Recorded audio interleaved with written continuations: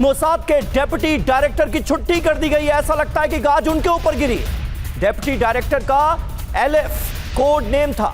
Iran में लक्ष्य पूरा नहीं होने पर यह एक्शन लिया गया है। यह जानकारी फिलहाल मिल रही है। एक्सियोस की रिपोर्ट में यही दावा किया गया है, लेकिन क्या इसका पेंटागन में जासूसी से भी कोई कनेक्शन है, यह देखने वाली बात होगी। लेकिन फिलहाल एक्सियोस की रिपोर्ट में यह बड़ा दावा किया गया है कि ईरान में जो टारगेट्स थे वो इजराइल पूरा नहीं कर पाया और गाज गिरी है मोसाद के डेप्यूटी डायरेक्टर पर, जिनका कोड नेम था एलिफ।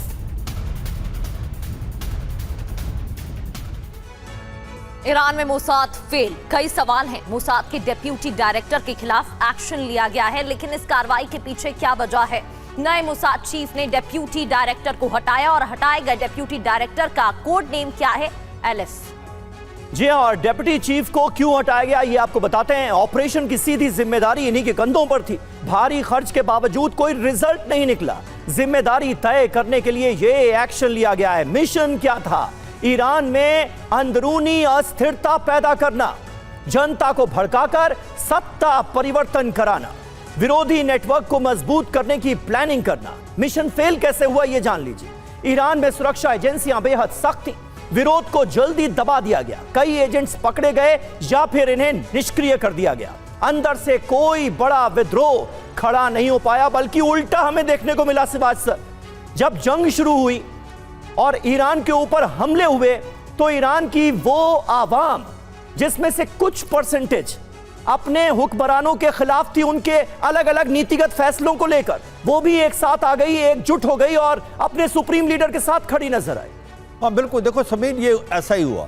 आपको पता होना चाहिए कि जब बात आती है मोसाद और CIA के, ये दोनों इकट्ठे काम कर रहे थे ईरान में और ये 6 महीने पहले इन्फिल्ट्रेट कर चुके थे लड़ाई से पहले, और उन्होंने एक माहौल पैदा करने की कोशिश की थी। हाँ बिल्कुल ठीक बोला, लोग सड़कों पे थे ईरान के जो एक आयतुल्लाह अल खमैनी के अगेंस्ट भी, और एडमिनिस्ट्रेशन, क्योंकि वहाँ पर हो क्या रहा था, इकॉनमी डिगमगा गई थी, रियाल की जो बहुत गिर गया था, इन्फ्लेशन बहुत थी, 80% थी, और उसके बाद अनएम्प्लॉयमेंट थी। मगर जैसे ही लड़ाई शुरू हुई तो ये जो लोग अगेंस्ट थे वो एक प्रकार से गवर्नमेंट के साथ आ गए, और ऐसा हुआ कि गवर्नमेंट जो अभी ईरान की है, जो भी नकारा थे, जो विरोध कर रहे थे, या तो उनको हटा दिया गया या उनको ख़त्म कर दिया गया। तो ये जो CIA और मोसाद का एक एम था, जो ईरान के अंदर एक प्रकार से विद्रोह पैदा करना, वो बिल्कुल असफल हुआ, इसमें कोई शक नहीं। और ये अब बात जैसे आ रही है कि मोसाद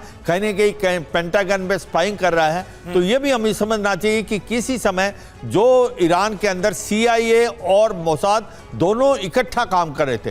तो ये सच्चाई है कि ईरान को लेकर ईरान के अंदर तो CIA और मोसाद इकट्ठा काम कर रहे थे, लेकिन पेंटागन में जासूसी हो गई और CIA को इसकी खबर ही नहीं लगी। मतलब CIA की पीठ में भी छुरा भोंक दिया मोसाद ने।